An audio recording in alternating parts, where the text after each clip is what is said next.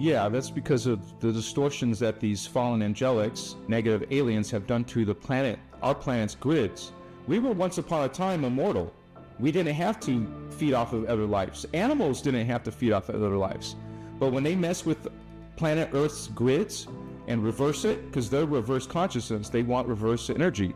So they reverse 2/3 of Earth's fields. And yeah, Indigo Children, this is like you would say when they come to Earth, they're part human, part alien in their DNA, in their consciousness. They go through something called soul integration process, just like everyone. Our consciousness goes into the body. Same with these starseeds or Indigo Children. They will actually make birthing contracts with your parents, mother and father's soul level, to get permission. Fallen angels and the negative side, they don't get permission, but the Indigos have birthing contracts, and we come in and you would say, in the womb, you're already activating your heart's, your throat chakra and your third eye. Actually, in Density Universe 3, where we lose gender, we're no longer genders, we're mostly collectives, we're all collectives. And so, but it's projected down into the lower densities as an individual, you see? So when you develop your psychic potential, you're aware of all those other selves. And so we're all collectives.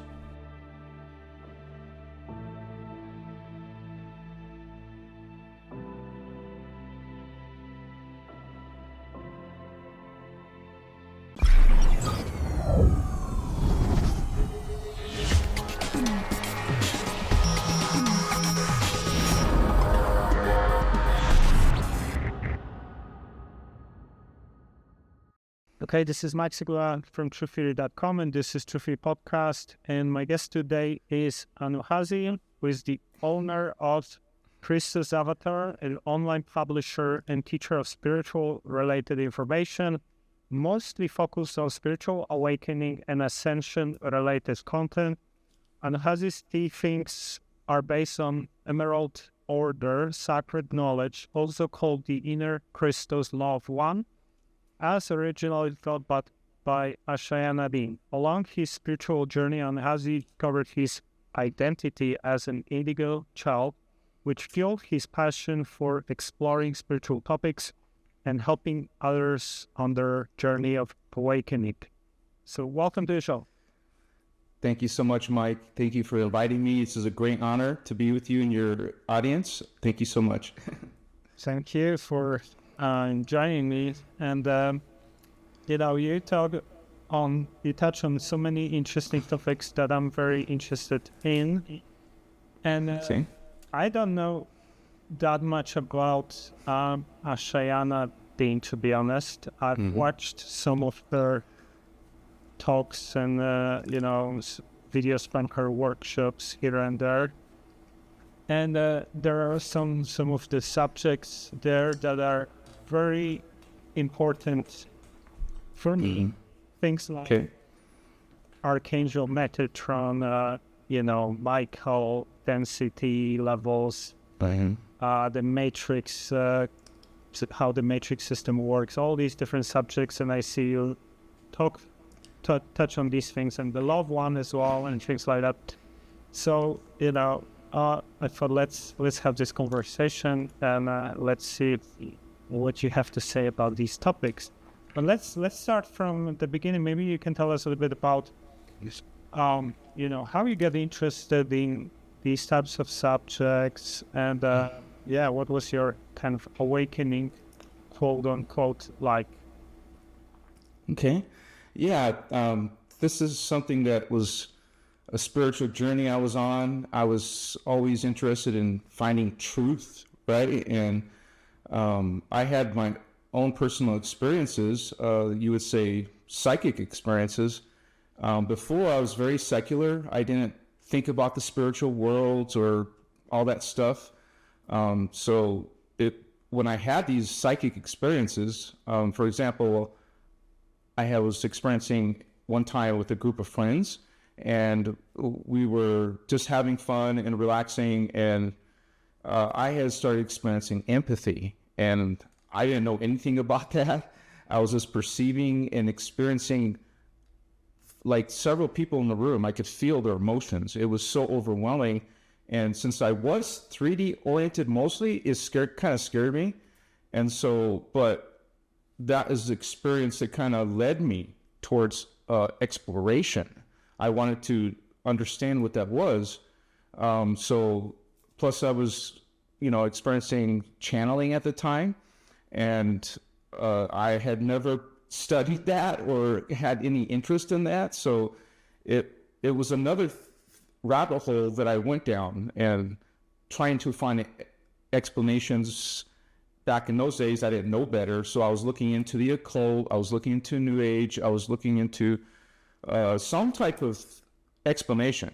And so that was the journey I went on that kind of led me to what I'm studying now, which is these Emerald Order teachings, originally taught by Ashayana Deane, but it's not all about her. She's just one that started talking about it. And it led me to studying it, figuring that I was doing basically what was not in my best interest.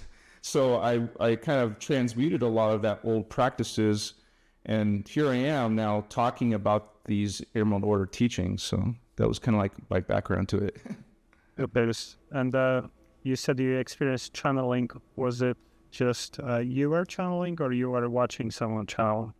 No, I was channeling, and I was experimenting with plant medicine and meditation, crystals, all that. And so it was something that just happened one day with no warning. Nothing led up to it. I was just simply, and when it happened, I started recording my channelings, and that's when I kind of started my first YouTube channel. It had some type of gathering, there was people interested in it, but yeah, that was something that was coming through me, and I didn't know what it was, but it was real to me. I didn't need someone to prove it to somebody because it was happening to me. So yeah, it was something that I was doing and was sharing it with social media.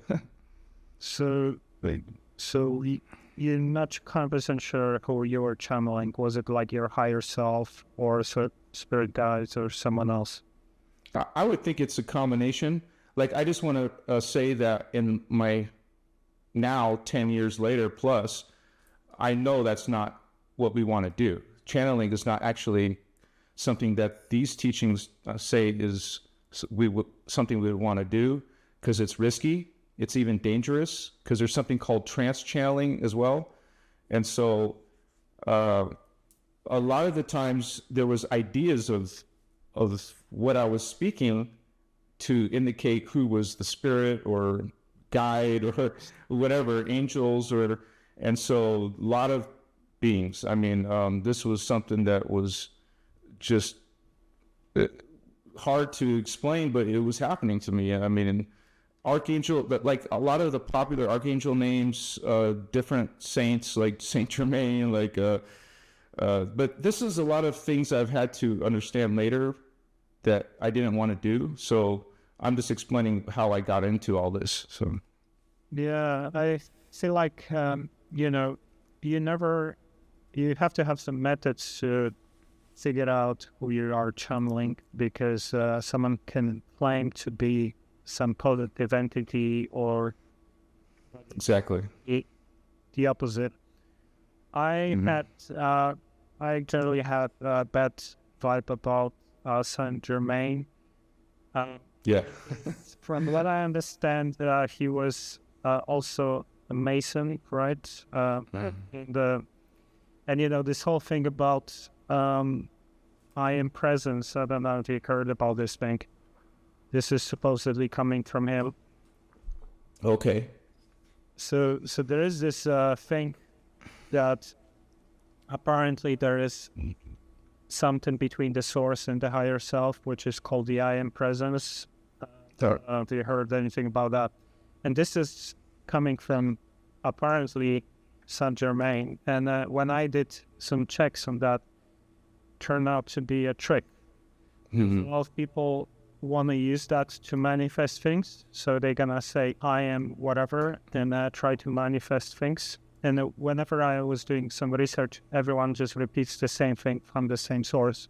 Yeah. And I never heard anyone else speaking about anything, that there is something between source and the higher self in terms of like our higher version, Right. So, and when I did some checks I had, because I get also insights about these things, and it was turned out to be some kind of trick.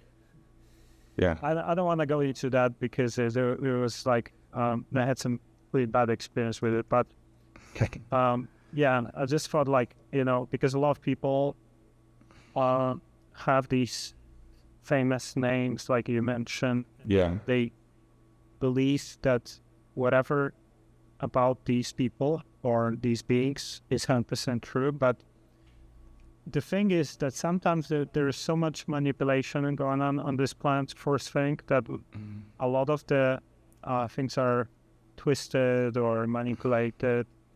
And then maybe this being was good 10,000 years ago, maybe it's just more. Or maybe, sometimes even someone can hijack the prayer and you think you pray to the right entity and then they can hijack it. So that's kind of some of my views. But you also mentioned that, you are an indigo child, let's say. Could you tell us a little bit like how do you define it and, what's your idea about it? Yeah, indigo children, this is like you would say when they come to Earth, they're part human, part alien in their DNA, in their consciousness. They go through something called soul integration process, just like everyone. Our consciousness goes into the body. Same with these starseeds or indigo children. They will actually make birthing contracts with your parents, mother and father's soul level, to get permission. Fallen angels and the negative side, they don't get permission, but the indigos have birthing contracts, and we come in and you would say, in the womb, you're already activating your heart's, your throat chakra and your third eye. And so as you grow into a baby, a toddler, an adult, indigo adult, hopefully you're going to be activating, and remembering. That's a process. Of course, there's a lot of sleeping indigos that haven't awoken because of all the, like what you mentioned, a lot of distortions in the New Age and spiritual teachings, a lot of distortions in religion. So you would say that indigos are meant to come in and help with the human drama. We're meant to be like the way showers and the trailblazers and helping with the ascension of Earth and the ascension of the humans, because there's a lot of, you would say, blockages happening because of the spiritual bondage, spiritual warfare. There's been manipulation. They have manipulated the human religious systems, the spiritual systems. They've manipulated our DNA. And so you could say the indigo children are countering that. So because we're bringing the freedom teachings, the unity consciousness, Christ consciousness. So the actual difference is the indigos are coming from these. We can get into it, but we'll talk about the reality system of dimensions and density matter. If humans are way down here in dimension 3, the indigos would be coming at the higher dimensions. And so you would say the elder races or the meta-terrestrials, even ascended masters, that's the indication is the DNA template, because most humans have, well, our scientists say we have 2 strands of DNA. They call it double helix. That's a distortion. There's actually sleeping DNA, you would say junk DNA, where humans have 12 strands, okay? And so most humans are, though, only at the 2-strand or 3-strand level. Indigos, they have the potential of 24 strands minimum up to 48 strands of DNA. Imagine that, right? 48 strand versus a few strands. So that is our potential. And that is one thing that I resonated with in these teachings. And also it has to do, if you start experiencing third eye activation, that is the indigo ray, because you have all these chakra. This is the 6th chakra. The auric field is indigo color. That's why they get the nickname. So I honestly, I feel these chakra hardcore, and all the other things I've experienced in my journey there was more indications of an Indigo Child. So that was a good question, though. Thank you. Yeah, and you mentioned actually that the negatives, they don't get permission when they want to enter the physical body as a soul. That's what you meant? Yeah, they do the same process as we do. They come in, on Earth, we have hybrids even. The Indigo Child's a hybrid, but there's negative hybrids like part human, part Anunnaki, part human, part reptilian. Even these people, I don't know if I can say it on your show, the dark illuminated ones, they are also not only human. So, and they don't care about permission. They will come and do whatever they want. And they even the higher selves will even mess with their own lower selves. So, yeah. But I feel like if some of them incarnate, then, they are born from parents, they will always have an agreement, right? Because they need specific characteristics from the parents as well, right? Well, they made DNA hybrid bodies down here. So their soul essence is going into not a regular human, Christos connection. So they would have these, they have to go through an awakening too. Maybe they don't know who they are, an Anunnaki hybrid.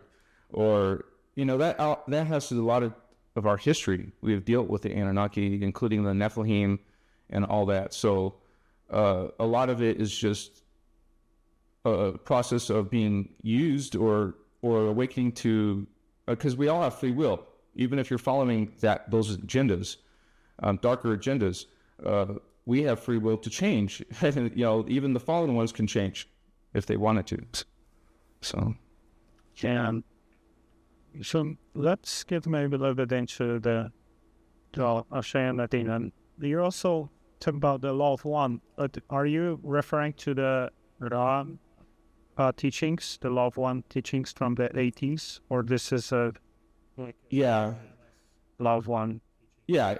Well, it's not about Ashayana, but this would be the Emerald Order unity conscious thing, law of one. It's called the inner Christos law of one, not the raw material law of one, because that is more of a new age source.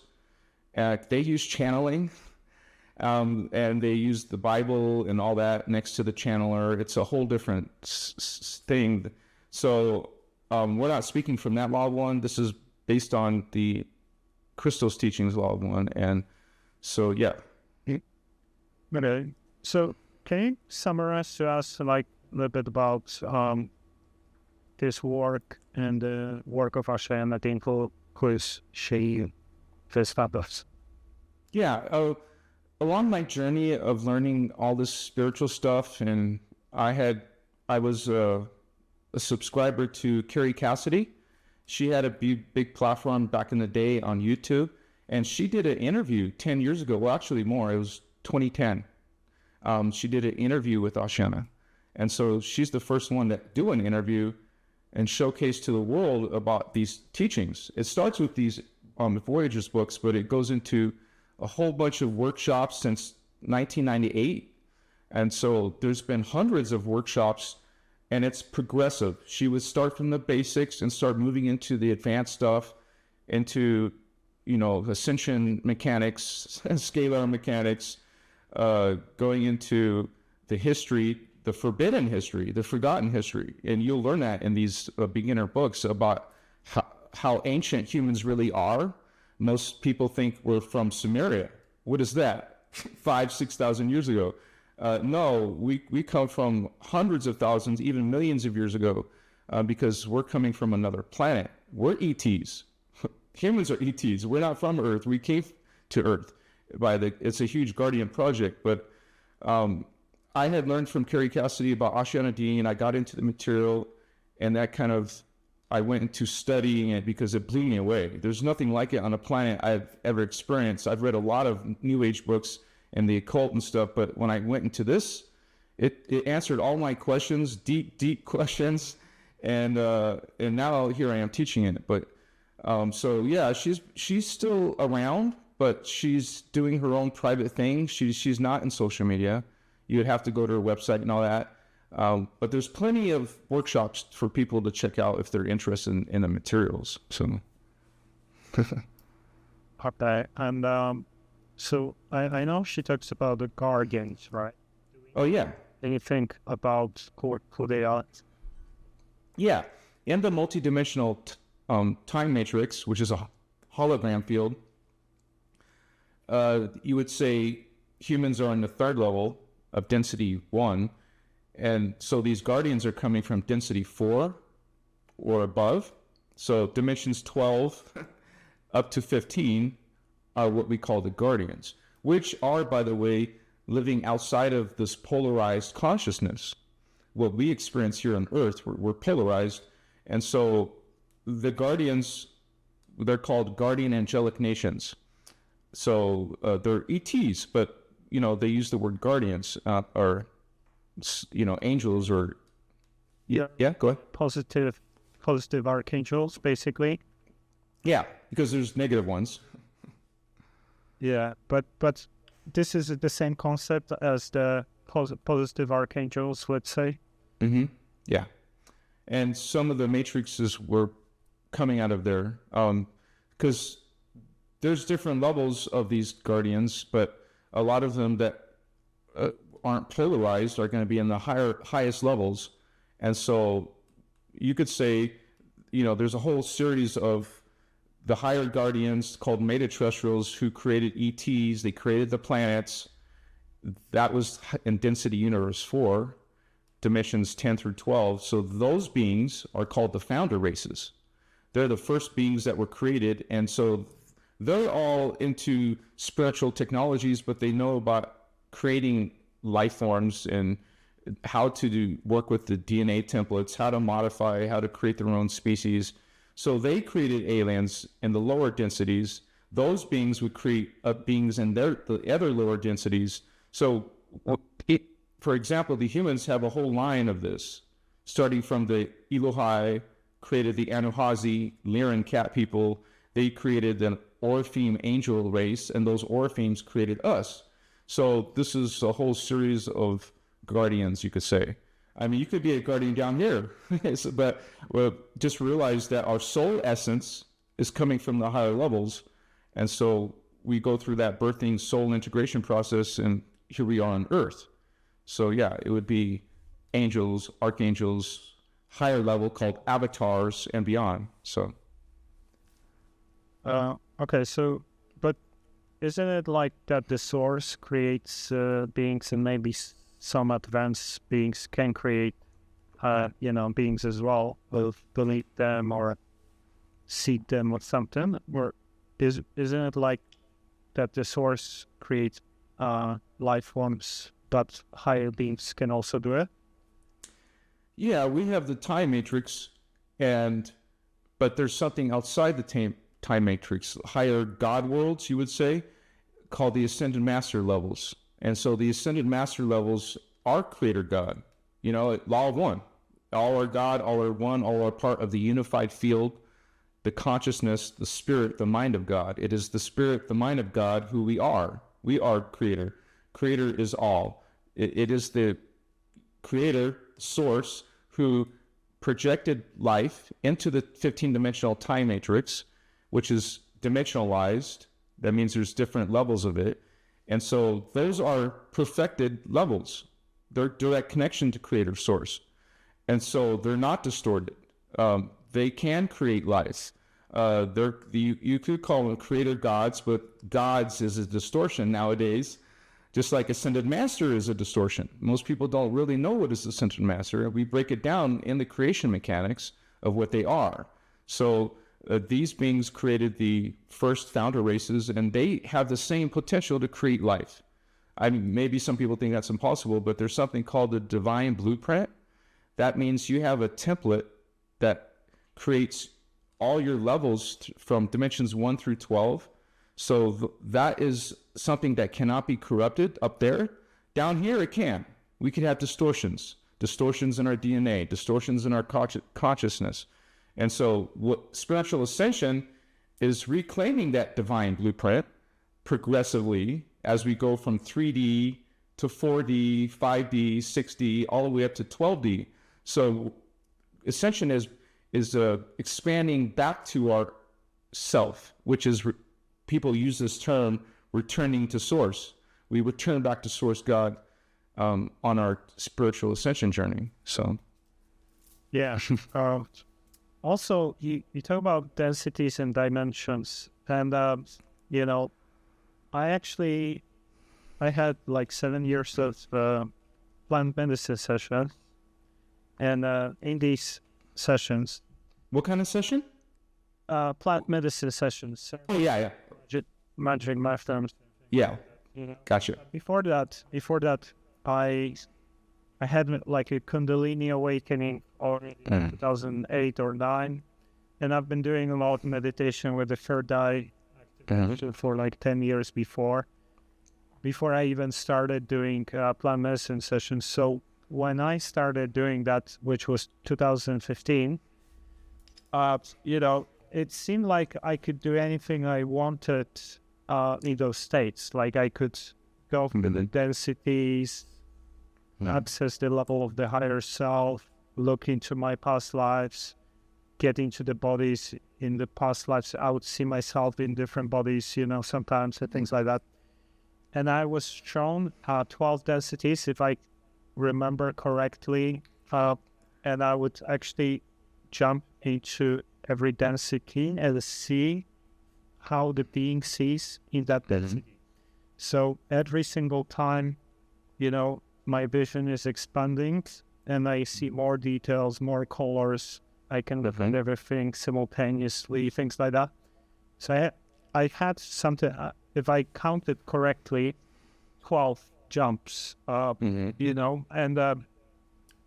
so until I think 8, it was just different worlds, like just a mixture of everything, different races, different worlds, different technologies, things like that. But once I got to level 9, which, if I remember correctly, if I counted it correctly, because, it was fast and it was overwhelming. I got to some place, so before you had different worlds, different races, it was like a mishmash of everything. But once we got to 9, it was like this white place with massive pillars and golden symbols on these pillars.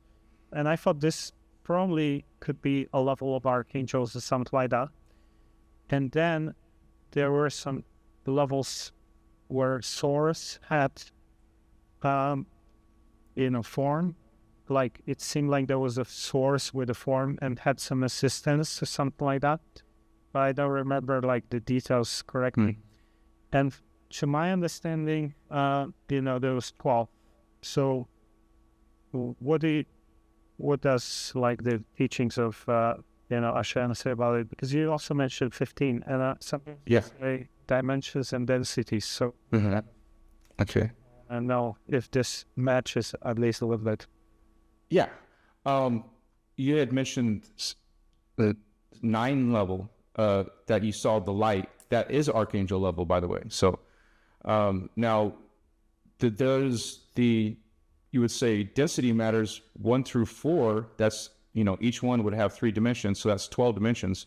So yeah, 1 through 12 is the main manifest experience. Because once you get to 12, you can leave the time matrix and go back to source, back to what the Guardians call the Ki Riche, which is the cosmic fields, the primal sound fields. This is where we all come from. That's what populated our time matrix. And so the first 3 dimensions, 13, 14, and 15, those are always there. They're always permanent. They stay there. They're huge gestalts of eternal consciousness. They don't age. They don't die. They're not negative. They're not in polarity. So they are the ones who created the other levels. So it is mostly that we deal with 1 through 12. Just remember the top 3, 13, 14, and 15, are always there. They're the primal light fields. So we have this levels because we have carbon matter here in density universe 1, dimensions 1, 2, 3. So this is harmonics. So dimension 1 would be bass tone. Dimension 2 would be overtone. Dimension 3 would be resonant tone. They work in trinities. So density universe 2, they have 3 dimensions too, dimensions 4, 5, and 6.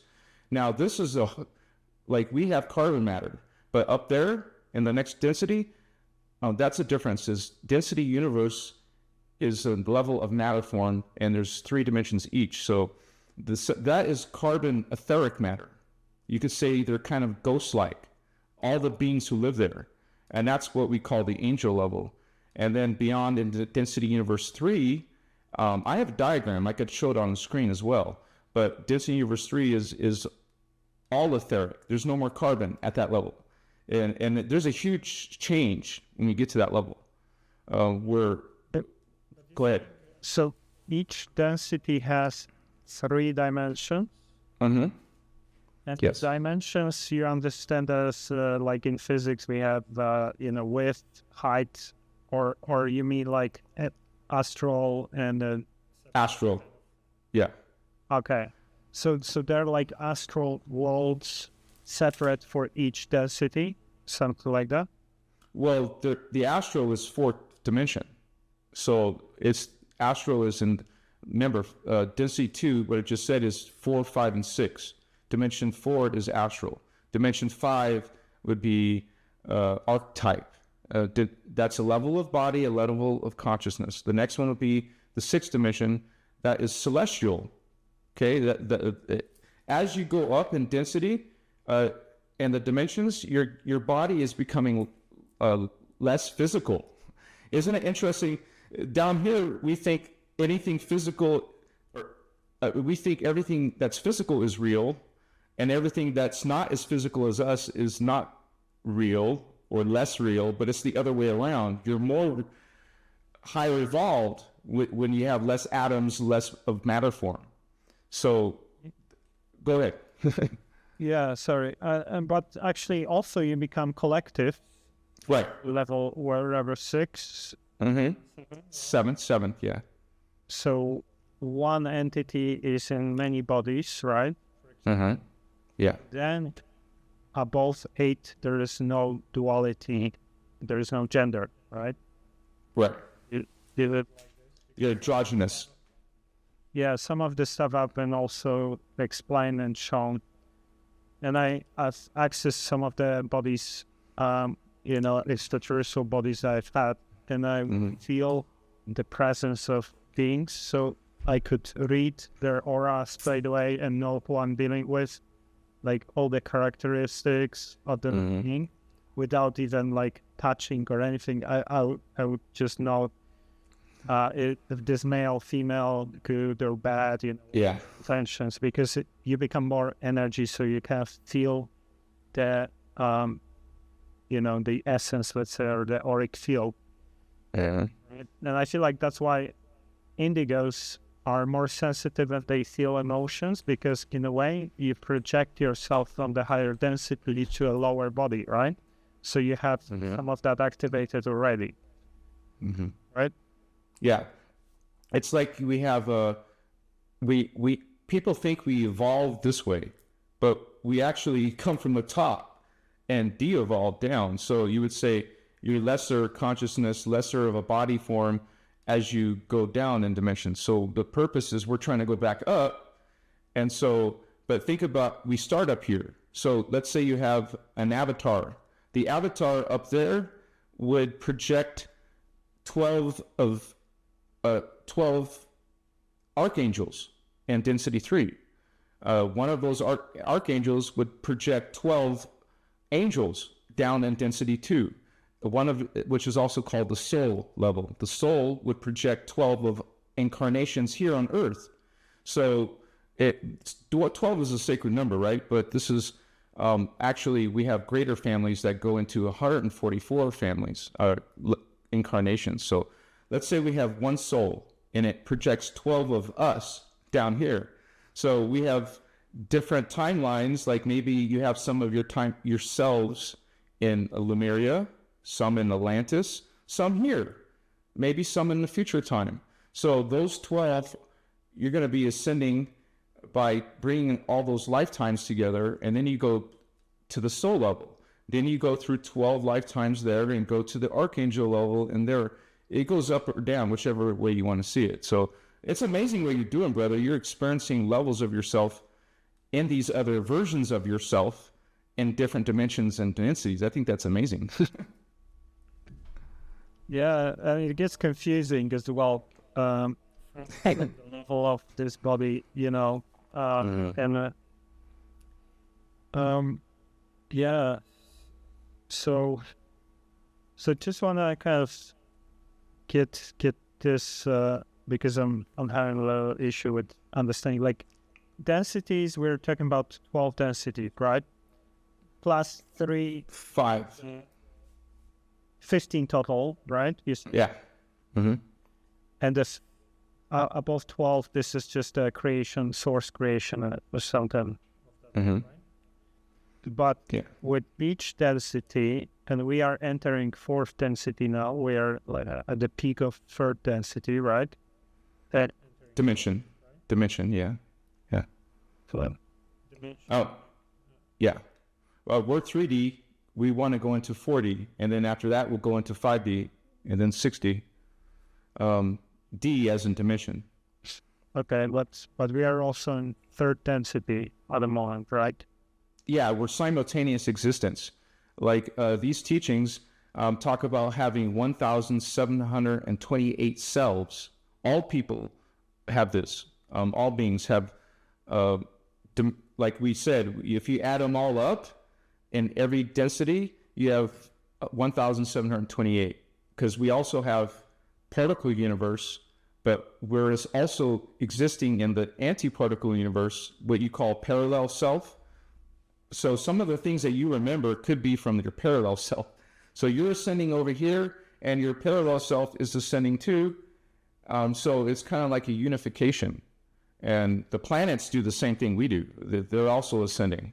So I can show you the diagram real quick, just for a minute, if you want. I can show it on the screen. And it helps to explain the dimensions real quick. This is a diagram I created, by the way, that can be seen. Let me see. Photoshop. Looks like we got it there. Can you see that? I mean, for me currently, the connection's not the best, but okay, like the viewers will be able to see. Yeah, I've seen this one. Can you see it? Okay. We're here on Earth, and this is a density right here. This is a density, dimensions 1, 2, and 3. Here's the next density. It's 3 dimensions each, 4, 5, and 6, the angel level. This is the 3rd density, archangel level. And notice these chakra colors. Most New Agers only are aware of 7. Well, there's more than the crown. You keep going higher to our avatar level. This is where our divine blueprint is. And so these are the density matters, but we come from the ascended master level. And so this is where we all come from. We're all ascended masters experiencing this hologram. So I wanted to explain that by showing that real quick. There are actually 12 chakras, right? Yeah, because that is part, there's more, but that is part of the human template. We have all 12, a possible potential of 12. So it goes even off your body. You have chakras, morphogenetic chakras that are above your head and below your feet. And so in these teachings, we learn how to activate those higher chakras. You learn how to activate your avatar level, your what the Guardians call the Christos level, the Christ level, the Christ consciousness. And so we are not limiting ourselves to only the crown. And so that is something we awaken in the spiritual ascension process. Yeah, I've been, experimenting with meditations, trying to activate the other one.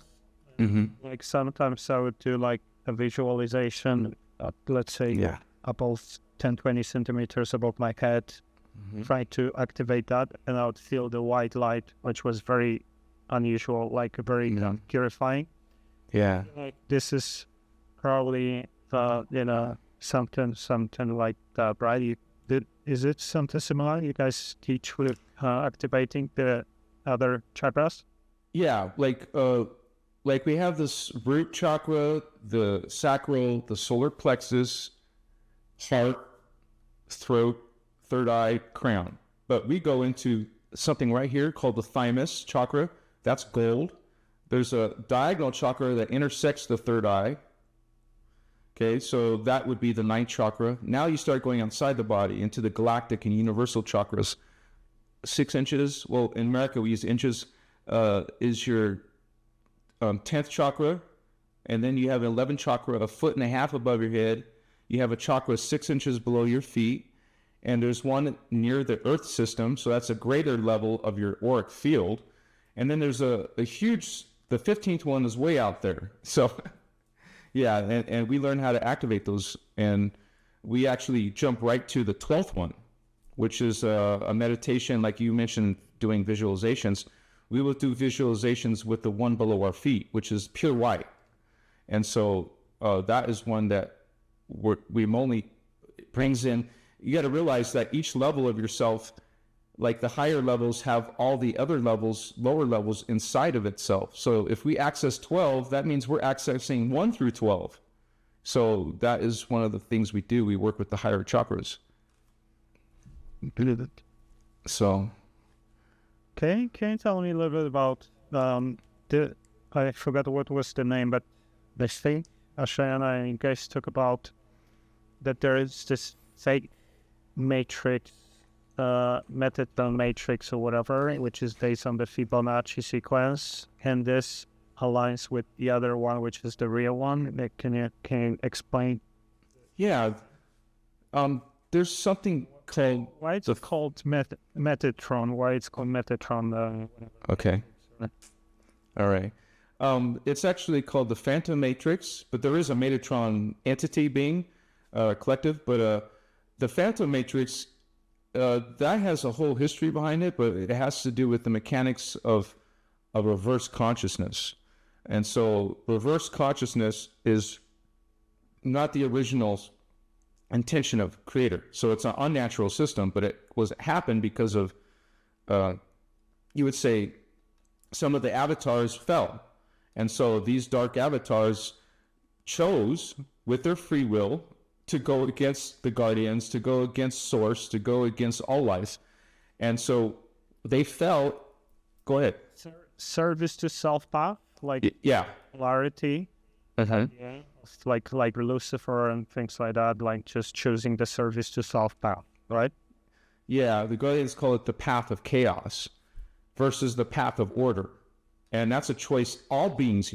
I mean, there's no such thing really as good and evil, but there is a choice of polarity. Path of chaos is taking energy.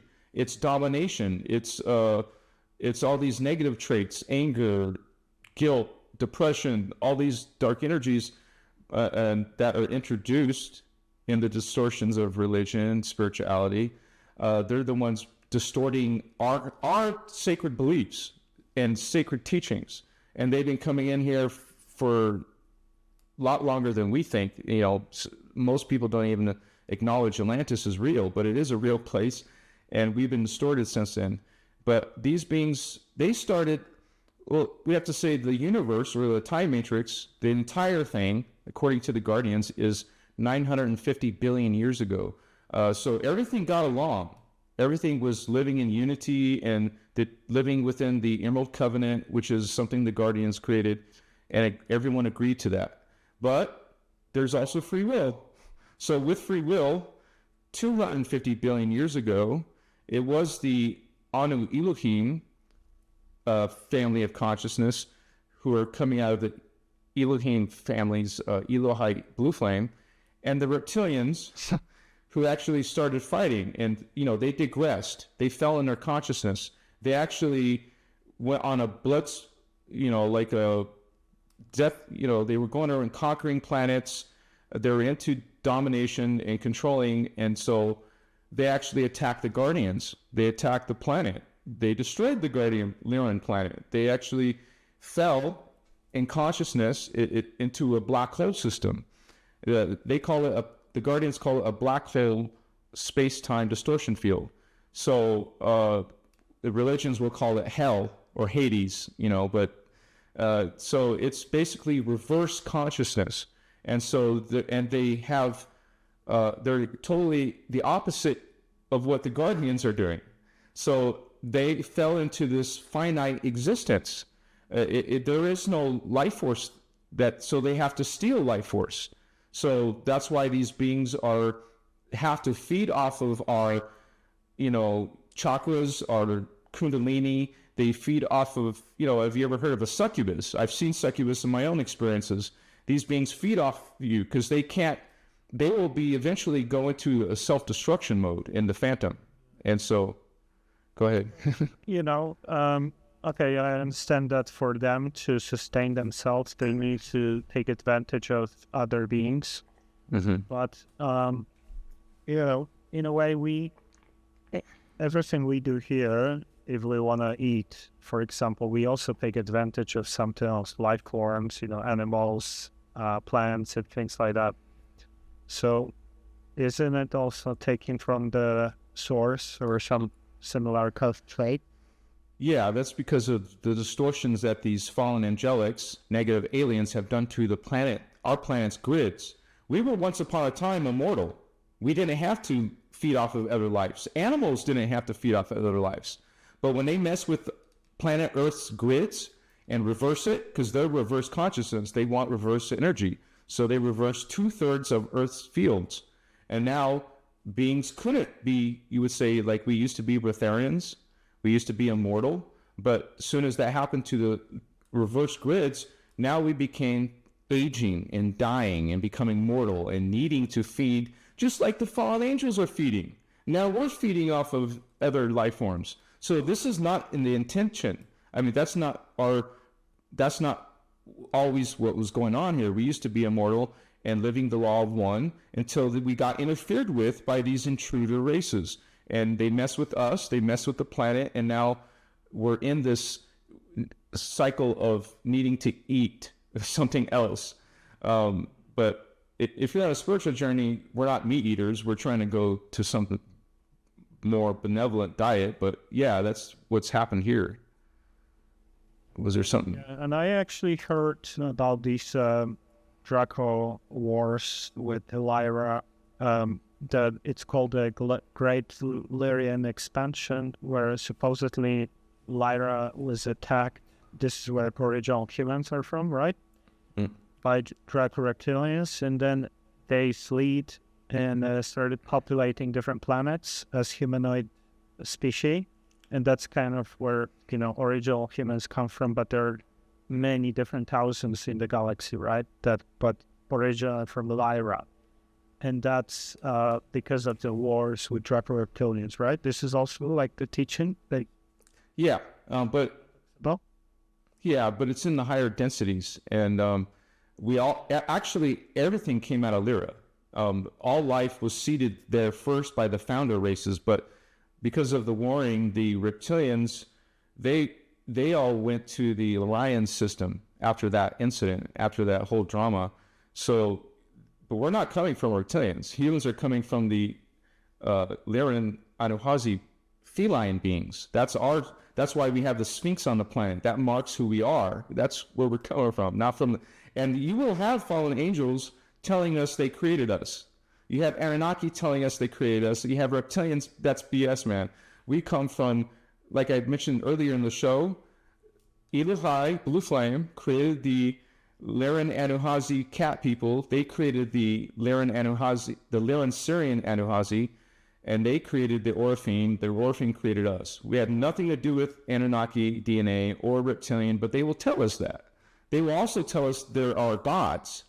They created us and all this nonsense. But yeah, this is something that you have discernment with and check within your own self. Like you're finding your higher selves. Other people can find their higher selves and see, like you don't need someone else to tell you. You can check within. We talk about the inner Christ and the inner God. So, okay, but can you tell me a little bit? So the false. Why is it called a? I think there was something about Metatron matrix or something I heard from these teachers. False Metatron matrix and the flower of life thing. False symbol. Mm-hmm. A little bit about that. Yeah, the Metatron was a whole incident that happened at those higher levels, and but they use reverse mechanics. Like you will learn from certain New Age teachings, you're taking the Merkaba teachings and reversing them, and doing different spin rates, doing different direction of particle spin. They actually and there's something we have to realize, that symbols are very powerful, and there are scalar mechanics behind it that affect. The same thing with crop circles. Crop circles can affect you in a negative way. So they're using something like the flower of life, which the Guardians actually call the flower of death. It's not teaching you the natural, organic ascension mechanics. They're teaching you what the Guardians call Metatronic death science, which is the opposite of life. And so you're not helping yourself, you're harming yourself. Let's say you're working with the flower of life. What if you're working with Metatron or Archangel Michael or any of these fallen systems?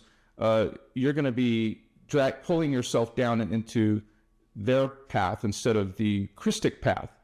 So this is something that developed a long time ago. These beings Metatron was a collective. They were once good, but then they got involved with the Anu Elohim and all the things that happened back then, and they were trying to do a rescue mission to help some of these Elohim that were falling, but they got caught up in it. Part of their matrix was pulled down, so eventually there's a lot of details about it, but they fell and started going against all the Guardians, started going against, in the spiritual war. And what do the bad guys do? They pretend to be good guys. So just like we mentioned Saint Germain pretending to be good, well, same thing with Metatron. They bring these reverse sacred geometries to harm us in some way or another, to disempower us, to slow us down. So that's their agenda.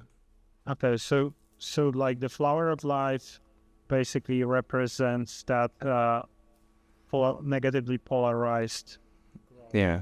And using Fibonacci, etc., which is the negative part, right? That's kind of the idea. And it's the same with the Tree of Life. The Kabbalah Tree of Life is only 10 spheres, but the actual Tree of Life is 12 spheres.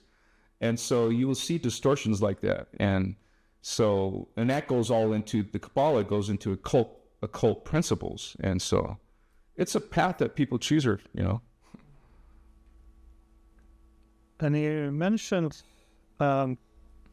Archangel Michael, and this is interesting because from what I understand, you guys say that Archangel Michael became a negative being, or was always a negative being.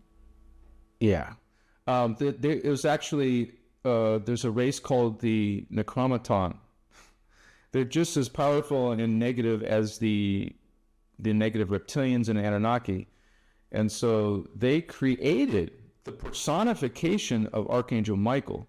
So it's a collective. It's not an individual entity. It's the same with Enoch or Thoth or any other archangel. These beings are collectives. And so this is, something that we learned as being a negative entity, a collective entity. And Archangel Michael was created to lead people astray, to lead them, to distract them. It's the same with the Galactic Federation. It's the same with a few of these councils that people are following. They're actually meant to throw you off. So they pretend to be good. Okay, but there is no such thing as like two different versions of Archangel Michael. There's positive and negative, or like he has his inverted version or anything like that. No, it's a characterization, a personification, and so they actually use technologies that are explained in the Guardian material, how they even involved with the channeling movement. Like they use technologies to intercept channelers or to connect to channelers.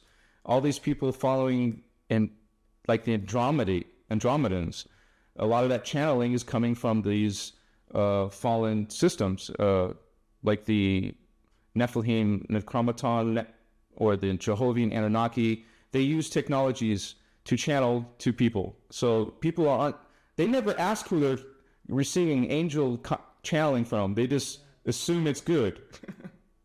Yeah, no, there are methods because everything is based on free will. So when you channel, you can verify who you channel through just like, trying to ask the question about the free will using the free will, right? Because they need to answer or obey in a way, right? And they don't do it.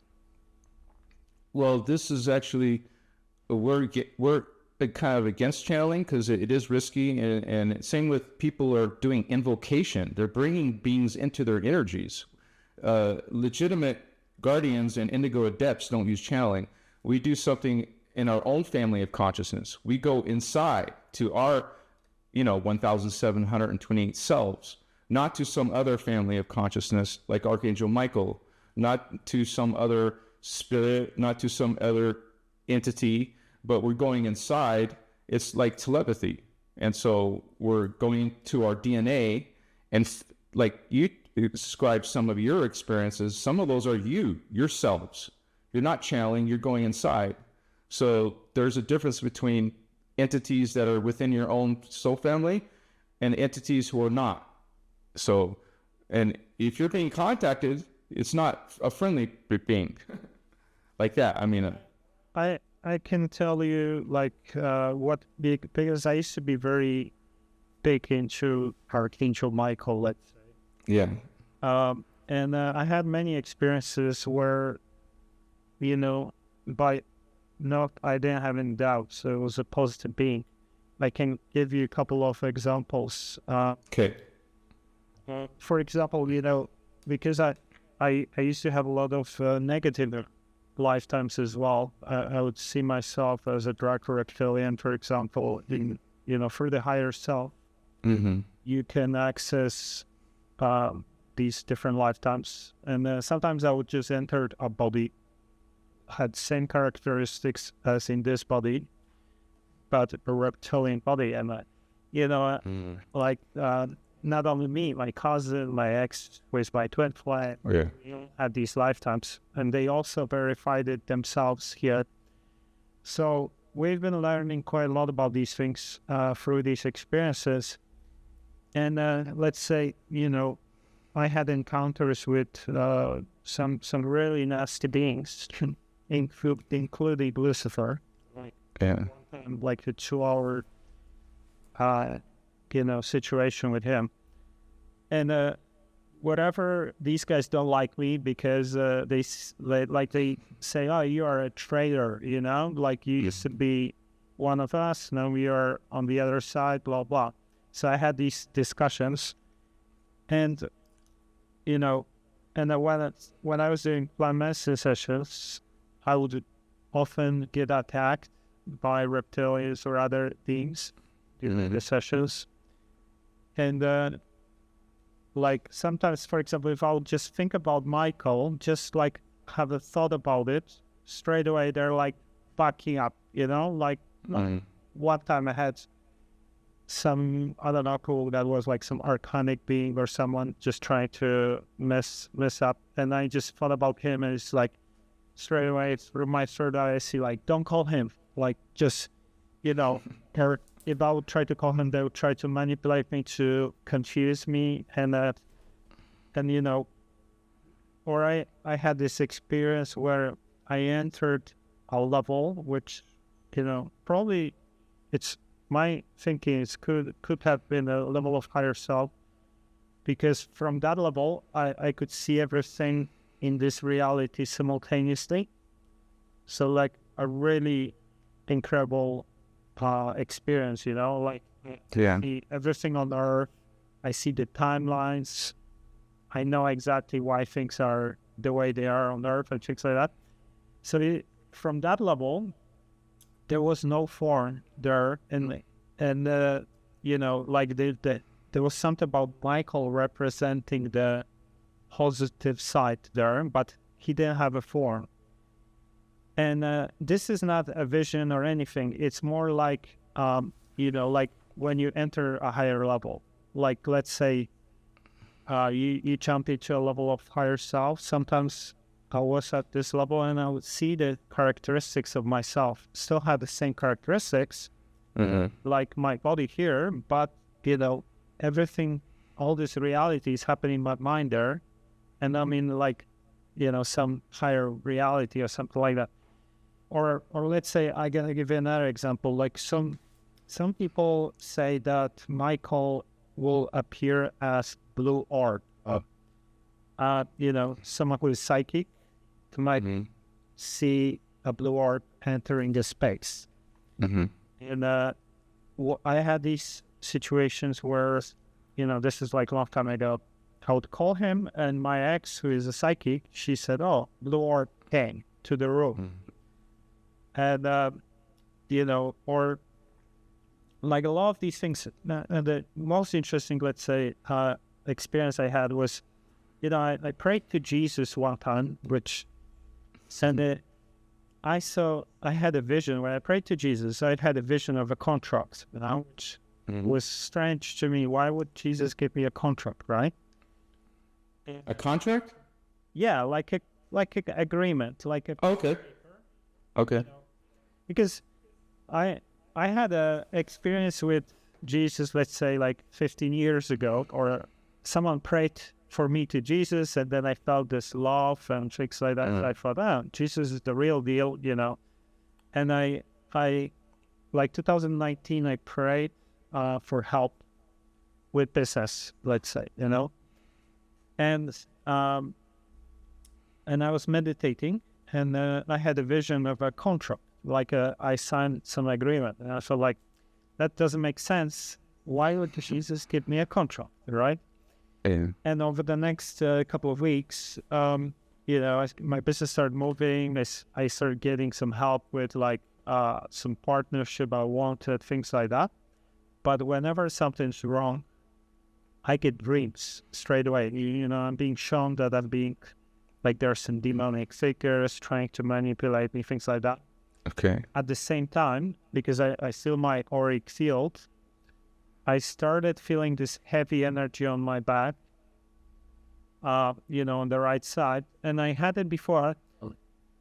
So I thought, probably got myself in some kind of tricky contract with someone and pretending to be Jesus, right? Right.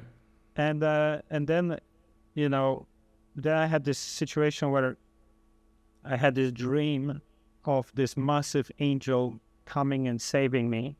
And the next day, I bump into a meditation, which was actually, about trying to remove karmic contracts, and that you were calling Michael, right?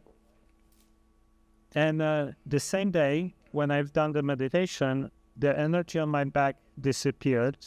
Everything got clear.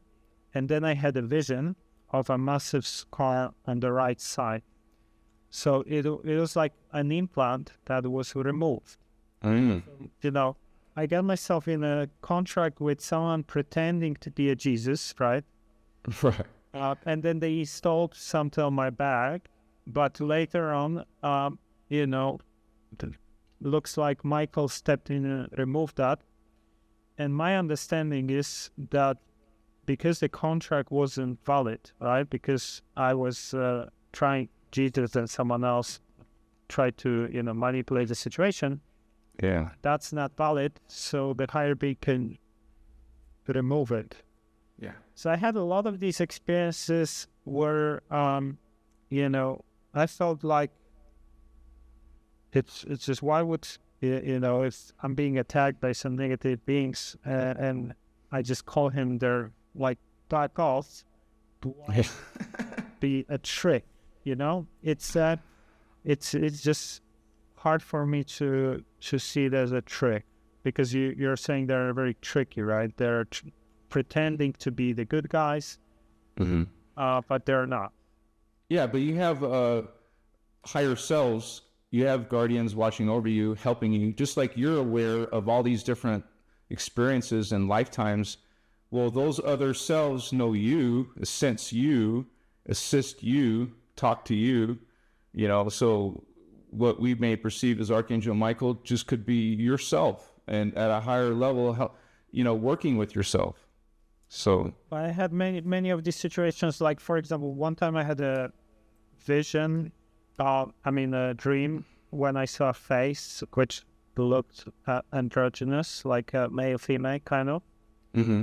And I needed some help with some stuff. Within a week, some random guy sends me a Facebook message with a picture of Archangel Michael from the dream, exactly from the dream, half male, half female. Yeah. And then I learned from my sessions that this guy, he's a part of my collective.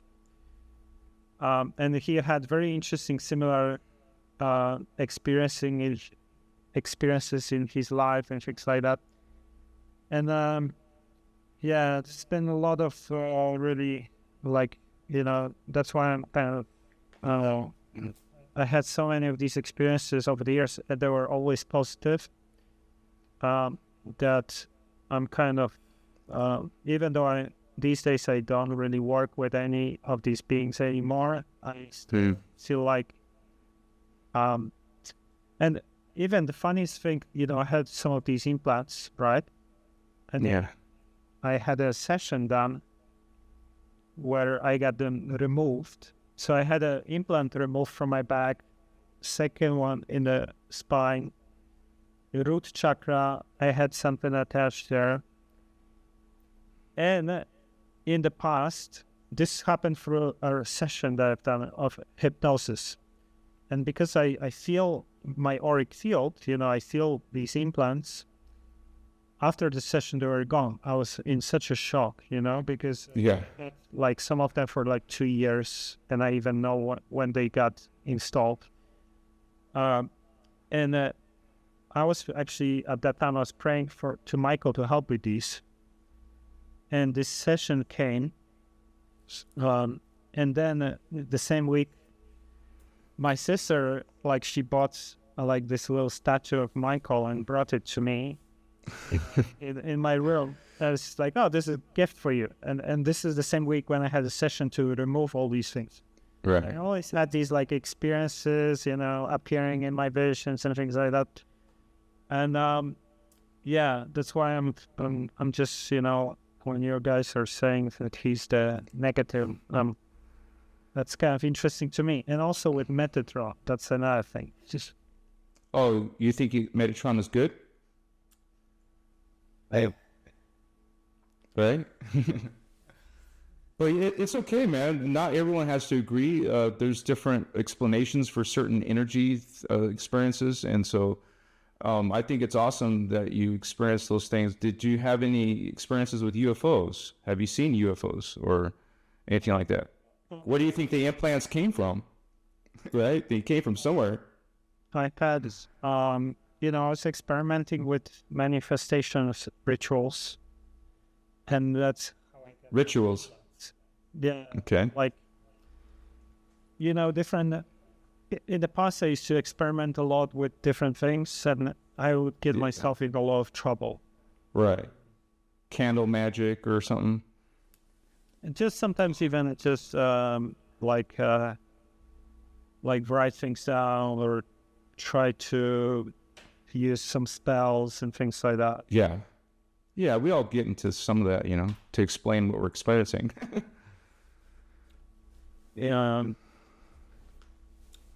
So, yeah, it's interesting that some of this is conflicting with UFOs. It's more like on psychedelics, I had a lot of these. Like sometimes I would be shown a different, like I would have interactions with the being and they would first project their symbol, like their logo or symbol.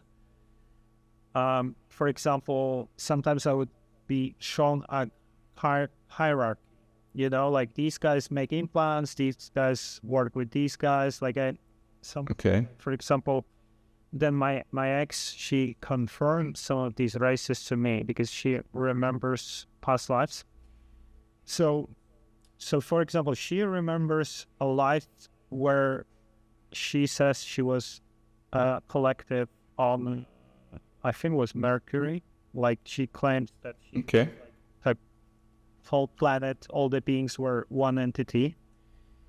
And she claims that, this UFO came, which had this squid-like being squid, right? Oh, okay. And captured. That's possible. Okay. And in my sessions, I was shown a symbol which looks like a squid, like M. The legs are like squid type, and it was a specific symbol. And I was being explained that they work at Draco, like doing implants and things like that. It's kind of interesting that she also had. I never heard about these from anywhere else. Yeah.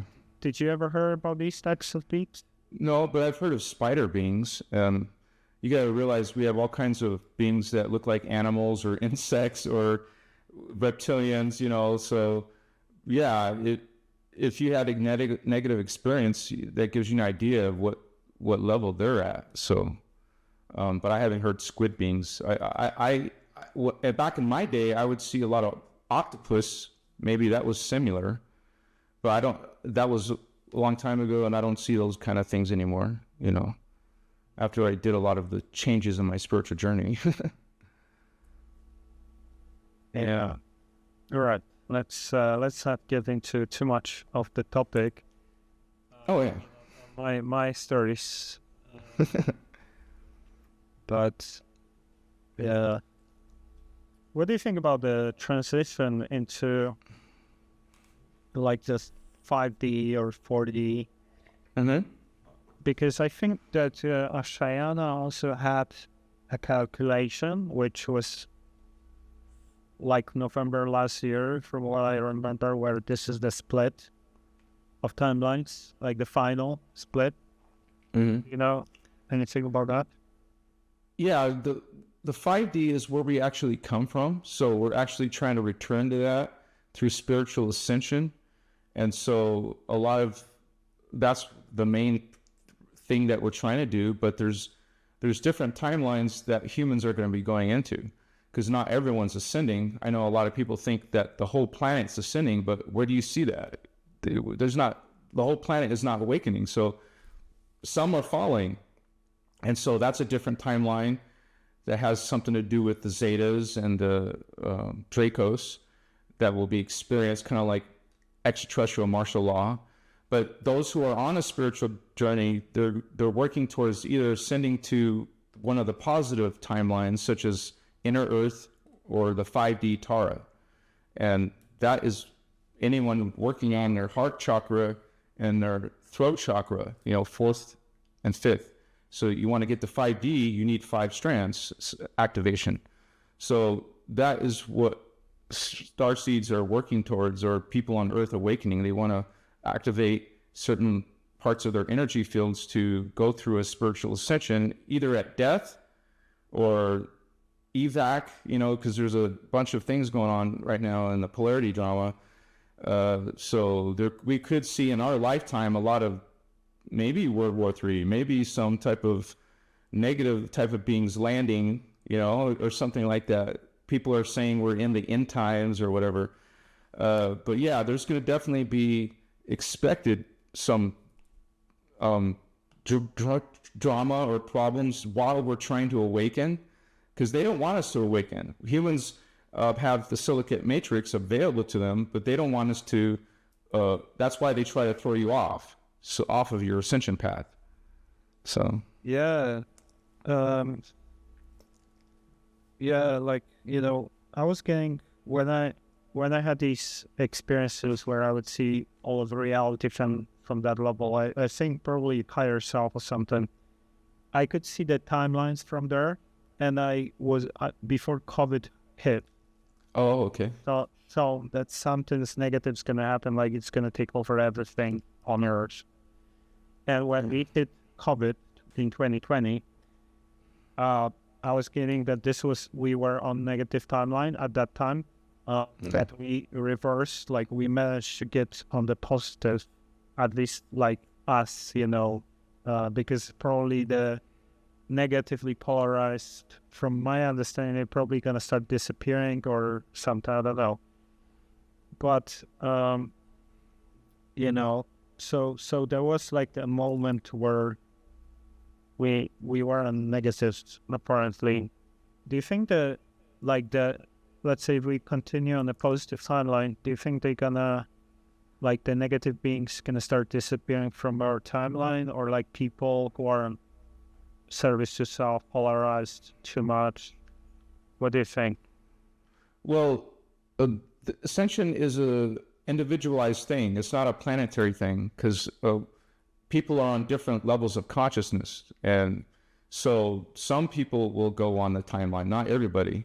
But yeah, this is something that we work on ourselves and choose the path of unity consciousness, Christ consciousness, and you would say, unfortunately, it involves the death process.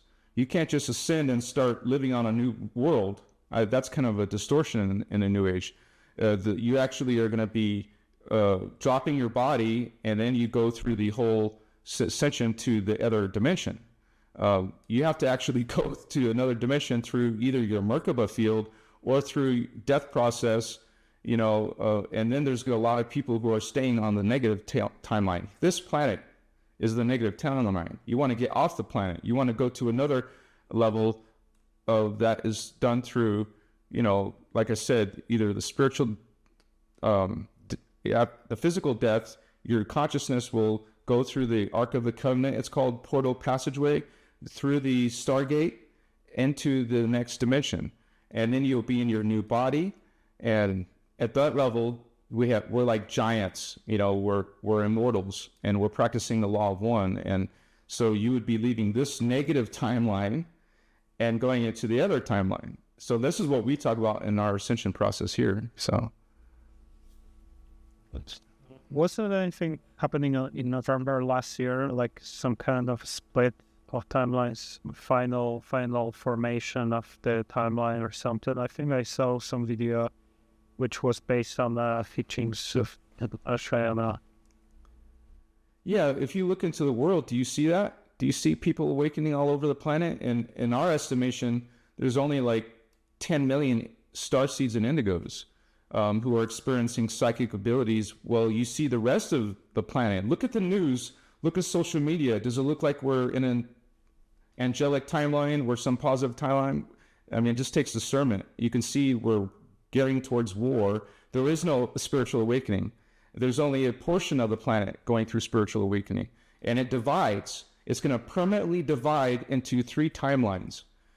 So there will be tragedy, there will be war, there will be death, there will be cataclysms. I mean, that's what these big angels want. These fallen angels, they want pole shift. They want to, they even tell us themselves, you look at the Georgia Guidestones, they want to reduce the population. They're in power. They're in politics. They've got the financial system. The planet is going down. This is called descending Earth. So you want to ascend, go through your individual spiritual ascension, and go through to the other timeline. That's how you get to another timeline. You don't stay here. You actually are going to go transitioning.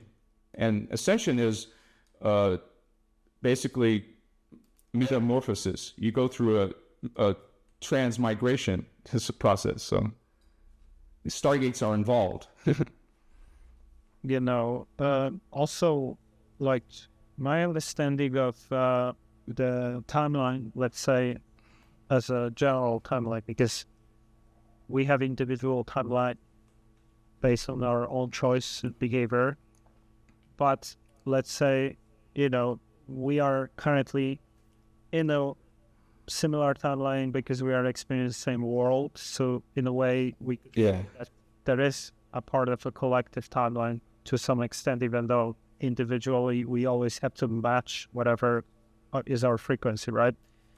But my understanding is that first, like the big manipulation and the timeline war is because like the Illuminati forces or these guys, they try to program the masses to be service to self, and through the celebrities and through material capitalistic society, things like that, right? So that's one manipulation tactic, which is to program the masses to act as service to self, right? But the second, what I was getting is that there is a component that seems to be keeping people in whatever, like the timeline or the vibration or maybe the matrix artificially in that low state. So one is the consciousness, we are creators, and they try to manipulate us to shift us into the negative timelines. But the second one, there is actually supposedly some technology or some technique that they use. This is what I was getting. And some people say that there is thing going on the moon that is apparently trying to keep the matrix in a low vibration, that there is some technology on the moon or something like that. What do you think? Do you know anything about these things? Well, I know that a lot of people say that the moon is fake, that it's not a real satellite, that it's actually an extraterrestrial base. I mean, we get disclosure in Star Wars. We see the Doom Star. We get connections to the Nibiru Battlestar. That's fake, just like the moon is fake, which is weaponized. It's weaponized in many different ways. One way is the artificial gravity now being generated by it. It's also suspiciously in an unnatural orbit. It's not going like a regular moon would do. And also, according to the teachings, an eclipse is not natural. You don't see this on other planets. This happens on our planet, and it's all connected to the reptilian satanic thing. But yeah, there is ETs on the moon, in my opinion. You could even see UFO footage of that. Yeah, there are claims that moon was brought here from Maldek. Yeah, Tiamat. Yeah. But yeah. And apparently this is an Andromedan starship, because apparently Andromedans, they like to use asteroids as their home bases. They kind of make them hollow, and they... What do you think about that? Yeah, it could be possible, because I think that's a tactic that some of these advanced races use. They can make these observation posts.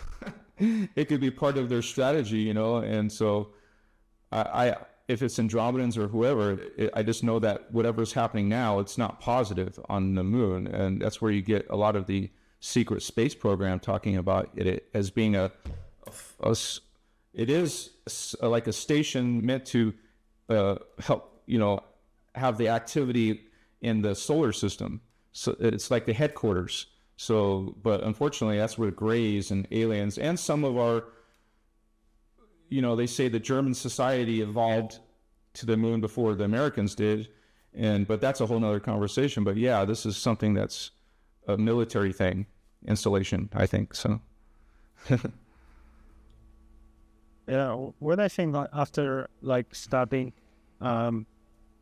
everything you've been studying, what's kind of the most interesting to you at the moment, or maybe one of the teachings that you find really fascinating?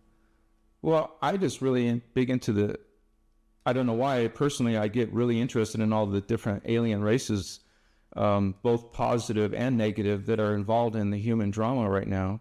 And so a lot of those, that's a lot of the videos that I create. And because a lot of people think certain things are good when they could be trying to trick you. I'm not trying to change people's beliefs, but we simply are exposing some of the negative aspects of these races, and people can have discernment, like you and I, we don't agree on everything, but people have discernment and see if what they think about the Anunnaki, what they think about these Lyran Cat people, because I get, I have over 300,000 plus subscribers. I get all kinds of different opinions. Some people like it, some people dislike it, and and we're not trying, it's not dogma. We're not trying to change people's beliefs. We're offering, hey, this is what is an option out there to consider. So yeah, I get into the aliens and stuff like that. Star seeds, indigos. It's all interesting to me. So yeah. So let's say if the starseed incarnates here, and they would, after physical death, they would return to their native density, right? yeah, unless they got entangled here. Yeah, unless they would polarize themselves. Yeah, right. Which, as a service to self, right? it's possible to get wrapped up in the drama like everybody else. So it is dangerous for starseeds sometimes. Yeah, this is what almost happened with me. This is why I was being pulled out to that higher density, because I was being warned about that, because I got polarized. They target us. Yeah, we're targeted. They want us becoming one of their chosen ones. They want to use us for their agendas. And so a lot of people are falling for these traps. We get ourselves entangled in these. They seem nice and good, but then you find out you're running reverse Merkaba. You're into some distorted concepts. So yeah. Yeah, another thing that I was getting very strongly, and this is something I was shown as well, that one of the tricks, let's say, of the dark side, the negatives, is transhumanism and AI and oh yeah, synthetic version of reality. And I was explaining, that Elon Musk is an antichrist, because actually he's the one that develops these technologies like Neuralink, and actually it's funny, in the Bible they talk about like the mark of the beast yeah. in the hand or forehead. They say the Antichrist is going to do all these tricks, sending fire from heaven to earth, which sounds to me like these rockets that are vertically. Oh, yeah. And so what do you think about, like, this is one of the tricks, right? That they try to get people into transhumanism, because then people become fully controlled and lose their human essence, right? Yeah, I'm suspicious of most billionaires. So, but yeah, they don't want you to be human. They want you to be something other than human. Notice where genders are now being attacked. Now you have identity crisis. Am I a boy? Am I a girl? They will do anything to turn you into a cyborg, turn you into, connected to some network that they can manipulate and control. They want to put a chip in your brain. They want to. So I'm suspicious of Elon Musk too. What is he actually doing? He's talking about all these different technologies, and we think maybe it's good. Like electric cars are good, but maybe they're not. Maybe 5G is not good. All this stuff. We're being attacked by our air, our water, our food, our religion. Now all these negative, powerful energies. I think it's part of their. I agree with you. I think they're using these against us, and it's just one of many weaponized systems. Yeah. Because like my understanding is that all these different techniques, whether it's food, pharmaceuticals, these radiation, whatever, Yeah. all their purpose is to weaken your energy field. Right? Exactly. Through food, through alcohol, through like low vibrations, emotion, all these different techniques, like whatever, they're weakening your auric field, and then a person becomes susceptible to attacks of the entities, right? They can try to manipulate the person when the field is weakened, right? Because it's like your immunity is down, and then the person can be used for whatever the purpose the entity desires, right? So this is like, would you agree with? Yeah, they know what they're doing, and so they know how to attack our systems and know how to use certain energies. I mean, what do you think HARP is? HARP is one of their weapons to mess with the whole planet's energies and the human energies. So these are a lot of diabolical systems.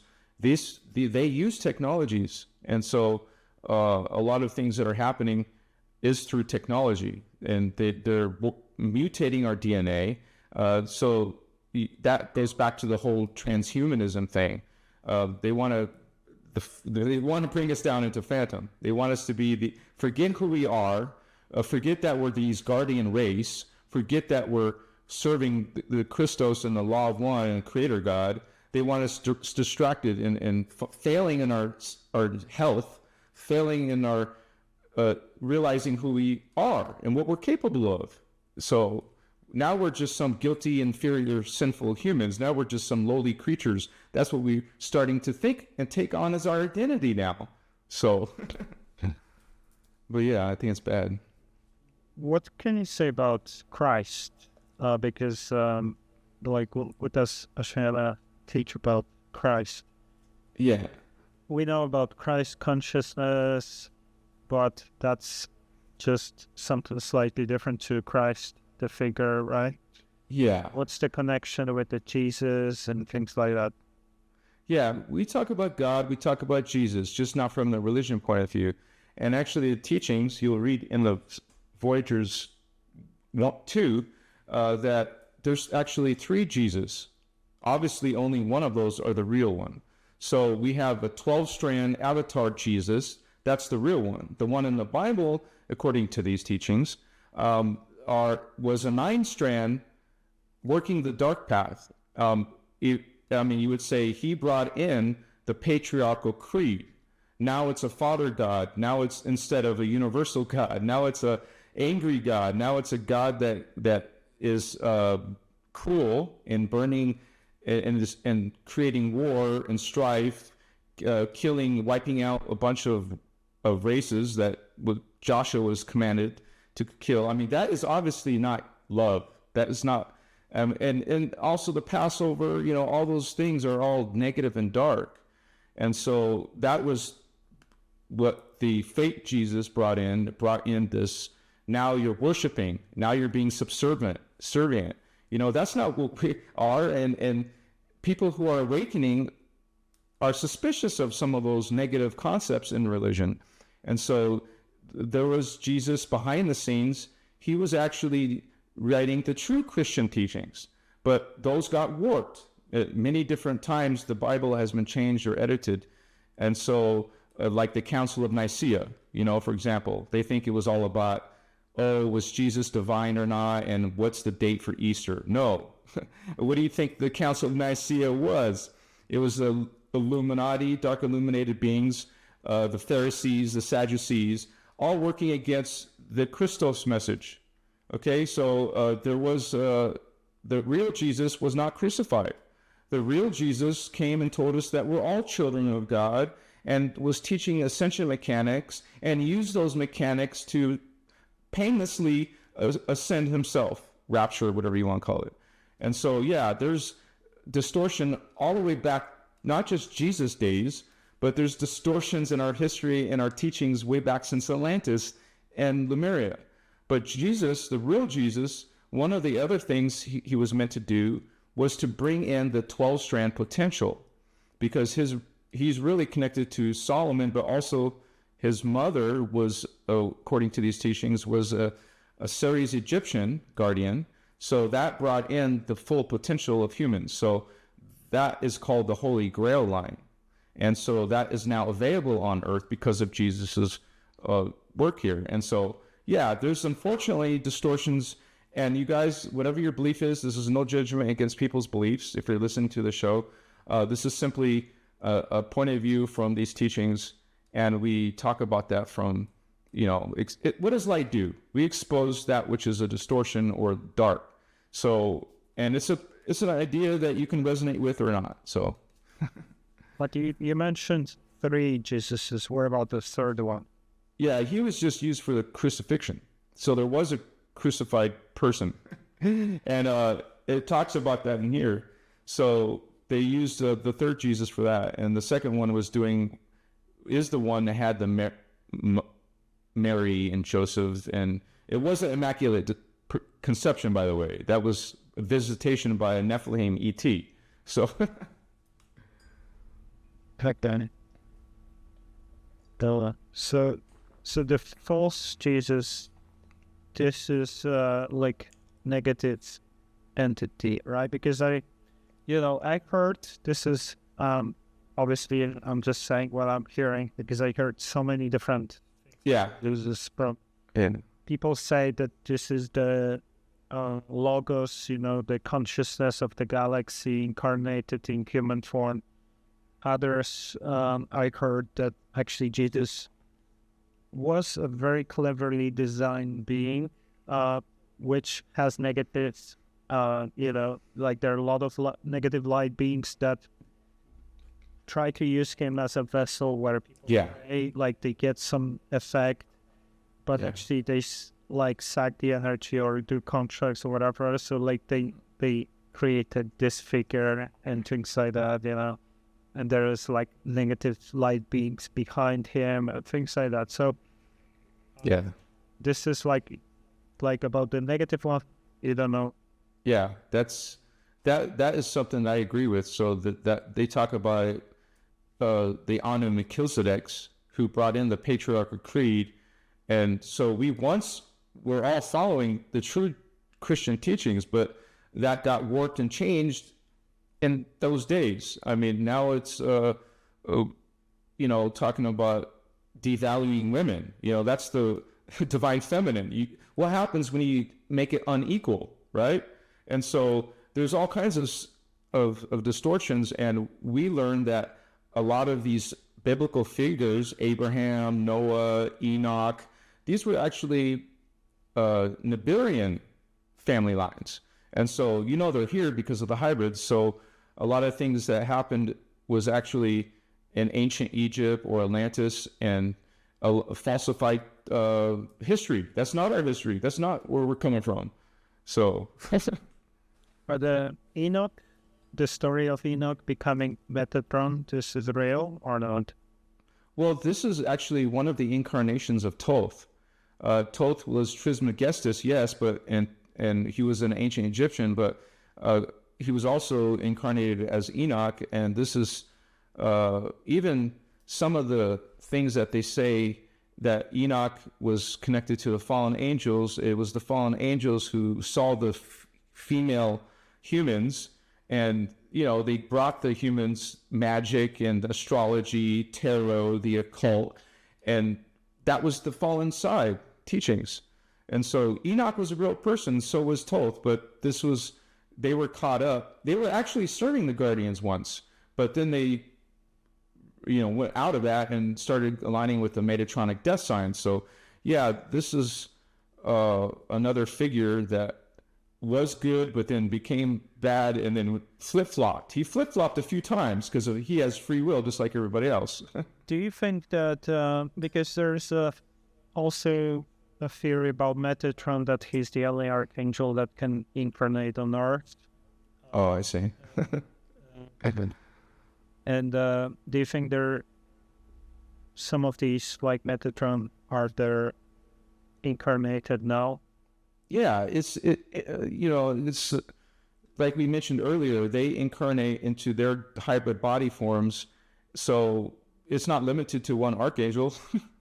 I mean, different angels, different archangels their soul essence can come into a hybrid body, and they look like human. We can't tell.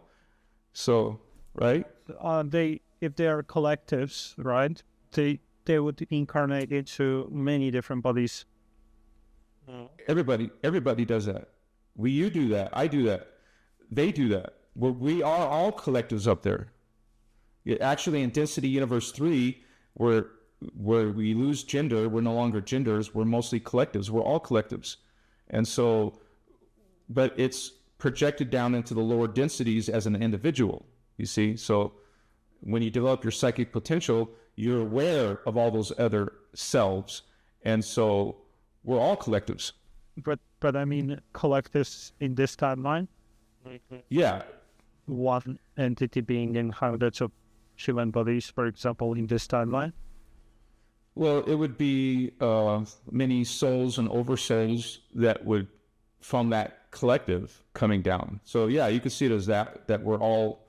I mean, same with us. There's 144 of us of ourselves, and that's why we can meet our twin flames and our soulmates.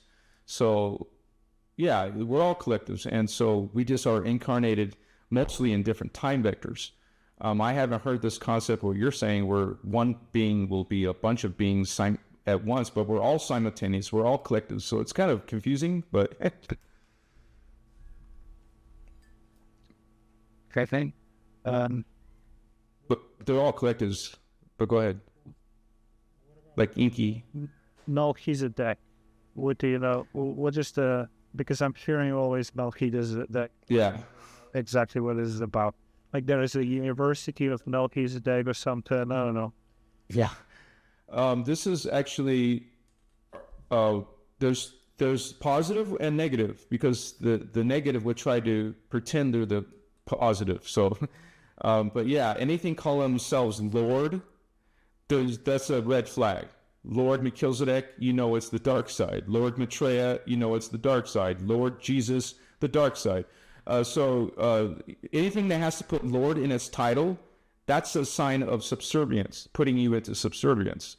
But yeah, this is, what were you going to say? Melchizedek was a... Oh yeah, Melchizedek. So yeah, this is, our whole time matrix originally was seeded by the Melchizedek Ascended Masters. There's more than one time matrix. There's 24. But the Melchizedek's seeded life, the Ascended Master Melchizedek's seeded life in our time matrix. So those are the originally positive guardians. But then you have imposter Melchizedek's, just like you have imposter Violet Flame, imposter Great White Brotherhood, imposter Archangel Michael's, imposter Archangel Metatrons, you have imposter Melchizedek's. And so those are the Anu Melchizedek's, bringing you the false teachings of the patriarchy. So yeah, there's going to be some fake ones that we have to watch out for. I always say, check your sources based on law of one. Is it talking and teaching unity? Or is it talking about hierarchy and you must worship something out in the hologram matrix? No, we go inside to find God. We go inside to find Christos. And so anything that is like a Melchizedek teaching you something else, it's a red flag. Have discernment with that. So, yeah, that's what I say as well. You know, if anything tells you you got to worship something higher than your... Yeah. That's a red flag to me. Exactly. Yeah.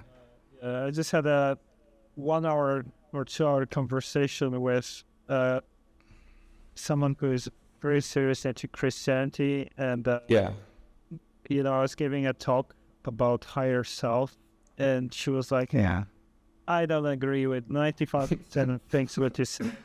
Blasphemy, right? Everything in the Bible is real. Yeah, I believe everything I'm telling personally. You know, she says she used to be spiritual, but now it's all Bible, and you know, like I'm saying, it's not a good thing to worship anything. Okay. You think that Yahweh was a true God. Right. What do you think about Yahweh? Is it like a fallen angelic as well? Yeah, once again, it's a collective, not an individual. Yahweh is a collective connected to Metatron, actually, but yeah, this is the Jehovah and Anunnaki, and they are the one that created the Yahweh stories, and all the biblical stories, and so all you have to do is check in what is Yahweh doing. Yahweh is in the Old Testament of the Bible. It's in, you can find the name of the religious God in the Bible. That it says his name is Jehovah in the King James, or it's Yahweh in the Old Testament. And so this is actually, just look at the works of Yahweh, right? Look what Yahweh has done. He has no problems murdering, no problems sacrificing. That is all signs of phantom beings sacrifice. Phantom beings are creating war.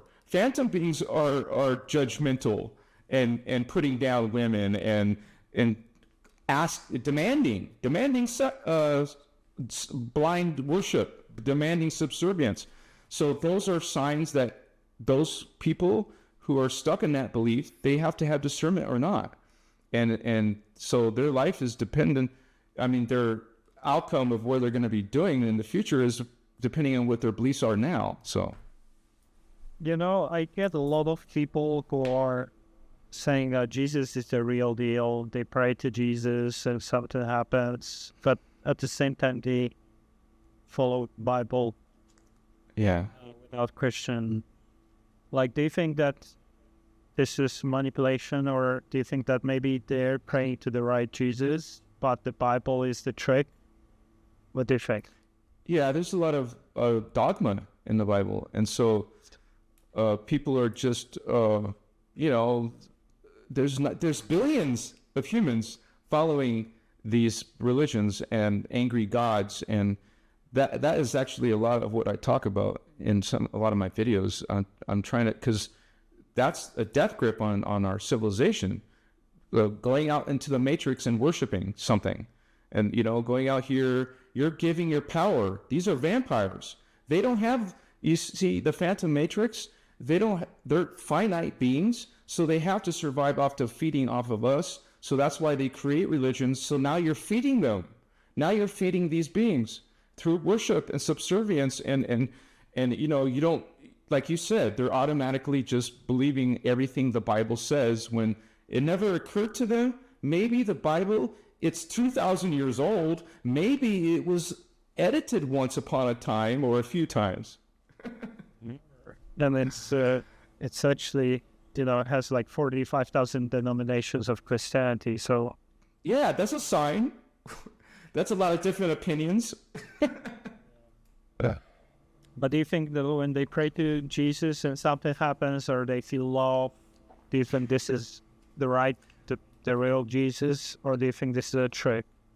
Well, humans can genuinely connect to, love, connect to God, but then they, at the same time, they're being entangled in the judgment. Now religion is supposed to make you a good person, a kind person, but then look how people are preaching and damning you, so that, is your religion working?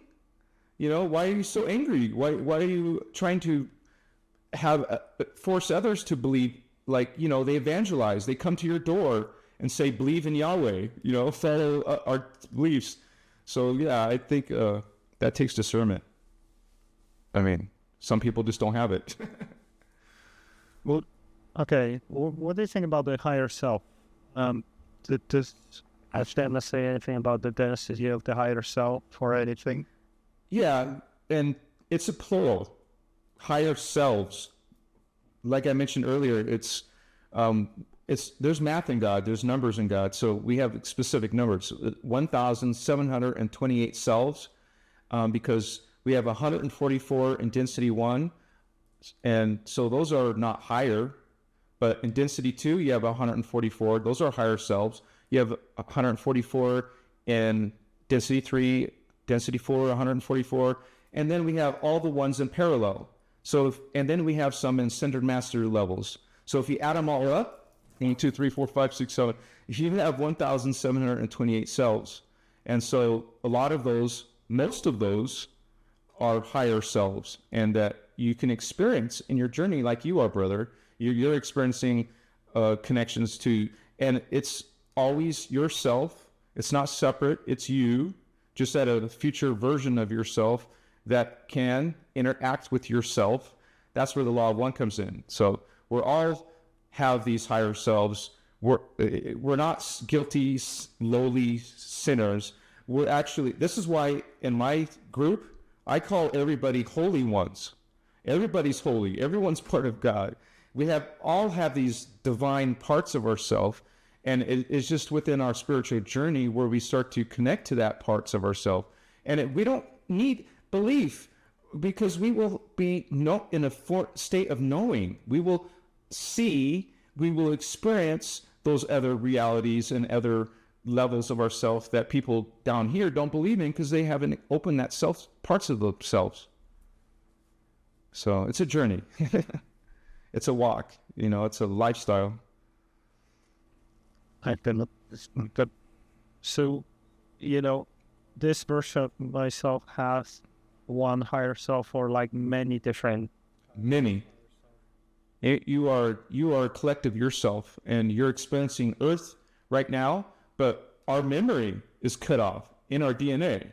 Those other versions may be aware of most of yourself, but when you go through Ascension, you're activating your DNA, and that activates your memory, which you have done obviously because you remember, and it can't. You couldn't experience archangel levels like you mentioned and described unless it was activated in your DNA. So you obviously are a starseed yourself. You're experiencing some of those higher selves yourself. I think it's beautiful, actually. No. Yeah, but it gets a little confusing with so many of these things. Yeah. The way, when I was at this with psychedelics, which I consider the level of higher self. Yeah, definitely. The 3 decades on Earth at that level seem like 3 hours. And it's basically like one life seems like one day. Right. Yeah, they're at higher particle speed. So, the level of consciousness is linked to the perception of time. So, it's a little bit like, because the way I see it, like you have these fractal characteristics. So when you are entering the dream world and you have the avatar in the dream, the time is also distorted. Yeah. You have the higher version of yourself sleeping, and then you have the higher version of yourself projecting this avatar into this collective dream, something like that. That's kind of what's the feeling like. Yeah, you have immediate higher self in the soul level and what we call the angel level. So that is something that you probably are perceiving like in some of your plant medicine and stuff. So this is just one though. You have actually many, and actually a lot of people who are seeing angels, seeing spirit guides, like an animal, like a raven or a lion or a cat or whatever, praying mantis. Those could be versions of your higher selves communicating to you, like in a symbolic form. And so we're not meant to worship them. That's you. Why would you worship yourself? Why would God worship itself, right? So, but a lot of people do end up saying, oh, I was connected by an angel. You were connected by yourself, your higher self, one of many. That's, in a way, for the higher self, the reality is like a dream that it can change.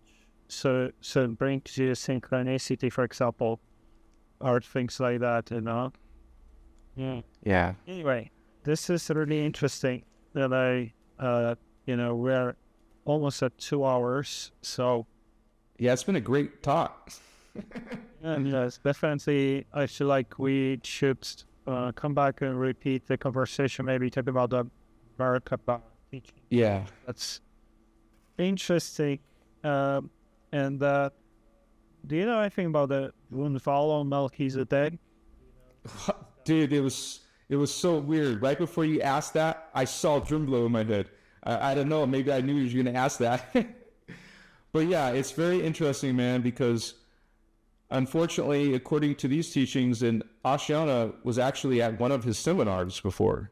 So he used to talk all the time, and that back in the 90s and maybe it was the early 2000s. But according to her, he's teaching reverse Merkaba mechanics. And actually, it's Drimblo. His book is called Flower of Life. He's the one bringing the Flower of Life. The Metatronic, there's something called the Eternal Tree Flowers, or the Tree of Life. But according to her, he's teaching reverse spins or different ratios of because they're very specific in these teachings. They talk exactly what the degrees are, what this rotations and orientation is. And so you could call him a fake teacher or a false teacher. Now, everyone has their own opinions. So I love Drimbolo. When I first saw him, I bought his books, man. I had many wall hangings with the flower of life on it. But hey, this is this is just a trick. So, and what does he do? He talks about Thoth. Thoth is a fallen angel. He's been channelized them or something. Yeah, he said he appeared to him physically. And so it's the same with Billy Carson. He's talking about Thoth. You got people talking about these beings as good, but we find out it's not, and you're learning reverse Merkaba mechanics. No, thank you. Have discernment, or I don't know. See what happens when you learn those teachings. Yeah, but let's leave the topic of Merk. Okay. Most definitely. Because this is something that have met friend of mine. She just started having visions of that, and she's just let's say beginning of her journey, and she just told me like, there is this star. I don't know what it means, but it appears. I described Merkaba as like, yes, this is what it is. Yeah. Yeah. And then I gave her a meditation from Grunwald, and she was like, that some negative beings appeared at the end. That's why, I want to know. I don't know anything about that. One of the topics I never looked into. Explored, yeah. So that's why, and I heard Ashayana talk about it. But let's leave it for another conversation. Yeah, definitely, brother. So thank you, Anuhazi, for explaining everything. And thanks, guys, for watching. And thank you for everything you discussed.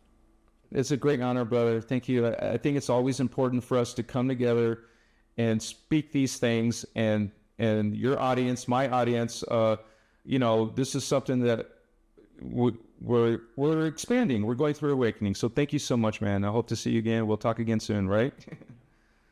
So, all right. Peace. Bless you.